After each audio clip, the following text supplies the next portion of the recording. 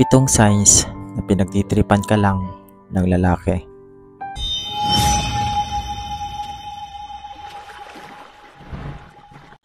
Number 1. May schedule ka sa kanya tuwing gusto mo siyang makausap o makita. Yung tipong hindi siya pwede ng all the time sa oras na ikaw lang ang may gusto at nag-set. It means may kailangan kang sunding araw o oras para makausap siya na para sa'yo lang talaga. Number 2, wala siyang malinaw na sagot pagdating sa seryosong relasyon. Wala siyang balak na seryosohin ka o gawing reyna ng kanyang buhay. It means pwedeng pampalipas oras ka lang niya o napapakinabangan ka sa oras na kailangan ka niya. Number 3, hindi ka kilala ng mga kaibigan, kakilala o pamilya niya. Hindi ka kasi binabanggit o kinukwento sa mga taong mahalaga sa buhay niya. Nagpapatunay lang iyon na hindi ka mahalaga sa buhay niya kasi trip ka lang niya. Number 4, marami siyang kakilala o kaibigang babae. Huwag ka nang magtaka kung bakit kasi isa ka sa mga koleksyon niya at wala siyang balak na seryosohin ka pa. Number 5, palaging napapako ang kanyang mga pangako sa'yo. Alam mo yung tipong sasabihin niya sa'yong i-chat ka niya, tatawagan ka niya, pupuntahan ka niya, pero ni isa wala siyang nagawa at ang kasunod lang ng pangako niya ay pasensya na, babawi ako next time. Number 6, hindi ka friend o di ka niya pinopost o minamayday sa kanyang social media. Alam mo yung tinatago ka niya at hindi ka pinapublic kasi may iniingatan siyang damdamin at baka may ibang masaktan. And number 7, umaasa ka pang may number 7. Hindi pa ba enough ang 6 na sinabi ko sa'yo para matauhan kang ang tinuturing mong tamang lalaki ay pinaglalaroan ka lang pala? Kaya kung lahat ng nabanggit ko ay nakikita mo sa kanya, oras na siguro para humanap ka ng iba. Ibang lalaking magpaparamdam sa iyo na sa bawat oras mo ay mahalaga. Ibang lalaking ipapakilala ka rin sa kanyang mga kaibigan at pamilya kasi mahalaga ka. Ibang lalaking sabik bawat oras at araw para lang makita ka. Iyan ang lalaking hanapin at mahalin mo. Tandaan mo yan. God bless.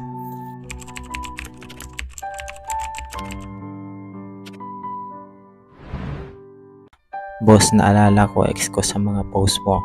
Nakipag-break ako sa dati kong ex dahil sobra na siyang mag-overthink. Nagsisisi ako ngayon sa nagawa ko. Okay, comment your advice mga boss.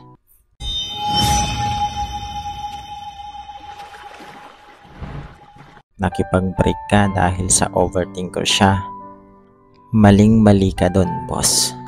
At tama lang na magsisi ka. Alam mo kung bakit? Madalas na nag-overthink ang mga babae. Kasi hindi ka marunong magbigay ng assurance at hindi ka marunong mag-handle ng ganyang babae. Siguro lagi kang galit at inis o naiirita tuwing nag-overthink siya.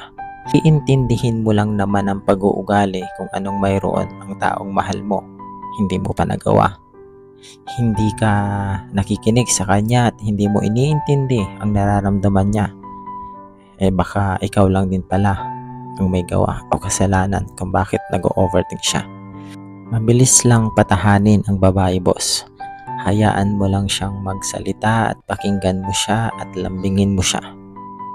Bigyan mo ng assurance para mapanatag siya. Iparamdam mo sa kanya yung tamang pagpapahalaga at pagmamahal na kailangan niya.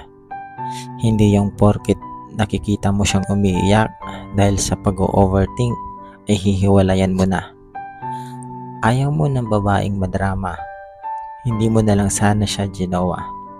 Eto ka ngayon, nagsisisi kasi baka nahanap niya na yung lalaking marunong magpahalaga at nagbibigay ng assurance at nakikinig sa mga nararamdaman niya na never mo naman ipinaramdam at ginawa sa kanya. Tandaan mo yan. God bless. Sana nakatulong sa'yo.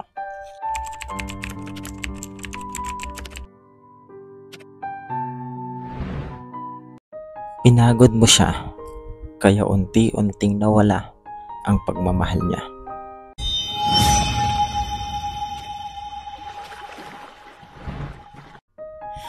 Minsan talaga may mga taong nawawala sa buhay natin hindi dahil sa mayroon na siyang iba o mayroon na agad silang iba. Minsan, mas madalas yung pinipili na lang nilang mag-isa at umalis kasi wala na silang magawa para baguhin ka. Napagod na sila para magmakaawa pa at umasang magbabago ka. Alam mo yung dumating ka na sa punto ng buhay mong ikaw ay nagmahal. Pinilit mong baguhin o umasa kang magbabago ang partner mo kasi alam mong may mali at umaasa ka pang may magbabago. Ang kaso, napagod ka. Mas naniniwala ka kasi sa salitang kapag mahal mo, itatama mo yung mali sa kanya para maayos ang buhay niya. Gagawin mo ito kasi nga, mahal mo. Ang kaso, sumasagi na sa isip mong kapag paulit-ulit pa lang nagagawa yung mali na pinipilit mong itama, napapagod ka rin pala. Mapapatanong ng hanggang kailan ka magtitiis at aasang mababago ang taong minamahal mo kung nakikita mo namang ayaw niyang magbago mismo. Kung mahal ka kasi ng isang tao, hindi mo na kailangan baguhin ito. Kusa siyang magbabago para sa'yo. Swerte mo na kapag nakatagpo ka ng isang taong tulad mo na handa siyang tulungan para mabago yung mali sa kanyang pagkatao. Ngayon, alam mo nang ang gamot sa pagiging tanga ay ang pagkukusa. Hindi pagiging makasarili ang pag-alis. Hindi pagiging makasarili ang pagpapahinga dahil pinagod ka. Dahil hindi lang naman yung partner mo ang dapat mahalin mo. Dapat pati rin yung sarili mo. Dahil kung ikaw lang palagi yung iintindi at magmamahal, ikaw na lang palagi ang gagawa ng paraan, kusa kang mapapagod at masasaktan. Tandaan mong walang perpektong tao, pero may perpektong relasyon kung dalawa kayong lumalaban dito. Hindi lang dapat isa ang palaging nagsasakripisyo. Hindi lang iisa ang nagmamaneho. Dalawa dapat kayo. Kaya ikaw, kung magmamahal kang handang itama ang mali sa'yo, mamahalin ka pa rin sa kabila ng mali sa'yo at sasamahan kang baguhin ito, mahalin mo rin siya pabalik. Dahil bihira ngayon makatagpo ng tao handang baguhin yung mali papunta sa tama na kasama ka. At kapag hindi mo ito ginawa, ang pinakamasakit na mararanasan mo ay yung mawala sa iyo yung taong naging totoo sa iyo at walang ibang hinangad kundi maging maayos ang buhay mo. Tandaan mo yan. God bless.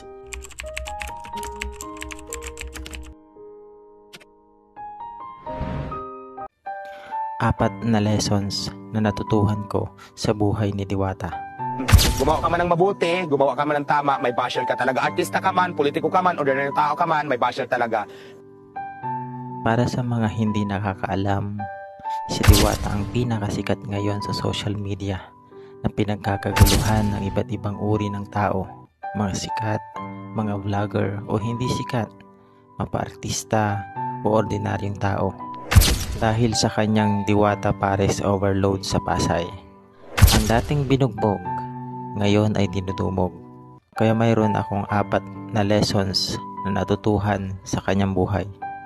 Number 1, hindi dahilan ng pagkabigo para sumuko. Tuloy lang ang laban. Huwag kayong magpapapigto sa mga tao mapanghusga.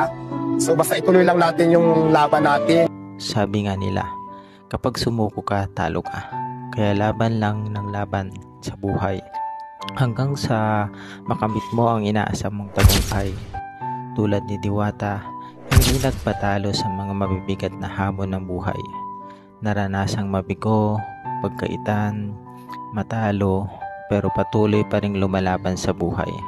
Kaya ngayon, nalalasap at inaani niya na unti-unti yung mga itinanim niyang hirap na kanyang naranasan. Number 2, huwag mong iintindihin ang sasabihin ng iba. Huwag niyong intindihin yung sinasabi ng mga tao na yan, ng mga basher na yan, kasi hindi yan makakatulong sa atin. Tuloy lang ang laban. Huwag kayong magpapapikto sa mga tao mapanghusga. Palagi mong tatandaan, gumawa ka man ng mabuti o masama, mayroon at mayroong masasabi ang isang tao sa'yo.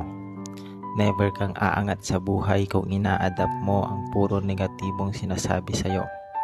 Tulad ni Diwata, focus lang siya sa kanyang pangarap, makatulong at makapaghain na hinahanap ng kanyang mga customer at makamit ang goal niya sa buhay. Sa halip na iintindihin niya yung mga basher niya, inilalaan na lang niya sa kanyang business ang kanyang atensyon. Bakit mo pa paglalaanan ng oras ang isang bagay na alam mo namang hindi makatutulong sa'yo, di ba? At the end of the day, wala kang ibang kakampi kundi ang sarili mo. Pwede mong pakinggan ang sinasabi ng iba basta alam mong may malasakit para sa'yo. Pero huwag mong kakalimutang anuman ang sabihin ng iba, sarili mo pa rin ang susundin mo. Number 3, pahalagaan ang taong nandyan sa iyo noong mga panahong walang-wala ka. Sa panahon kasi natin ngayon, hindi mo alam kung sino ang totoo. Malalaman mo lang iyan sa panahong walang-wala ka. Kasi once na umangat ka na o sumikat tulad ng nangyayari kay Diwata, kakaibiganin ka na, lalapitan ka na, pakikisamahan ka na, at ituturing ka ng special para sa kanila kasi alam nilang mapapakinabangan ka nila. Hindi mo alam kung sino pa ba ang totoo sa'yo. Totoo pa ba sila o dahil napapakinabangan ka pa? Paano kung wala ka ng pakinabang? Itatapon ka na lang at hindi na kilala kasi wala kang silbi sa buhay nila. Pero yung taong totoo, mananatili, iyang kasama mo sa panahong walang-wala ka hanggang sa magkaroon ka. Number 4, huwag nating kakalimutang lumingon kung saan tayo nanggaling. Kaya hanga ako kay Diwata kasi kahit nasa itaas na siya, hindi pa rin siya nakakalimot lalo na sa ating Panginoon. Kaya kahit i-bash pa siya ng i-bash ng mga basher niya, alam ko naniniwala siya sa katagang kung sino ang pilit na ibinababa, siya ang lubusang iniaangat ng nasa itaas. Kaya ikaw na nanonood ngayon, huwag kang panghihinaan ng loob. Kung nakararanas ka ngayon ng hirap, may kanya-kanya tayo ng panahon. Huwag kang magpapatalo sa kalamidad na iyong pinagdadaanan. Kailangan mo lang sipagan at magsumikap para pagdating ng panahon, tulad ni Diwata, ika'y aahon. Tandaan mo yan. God bless.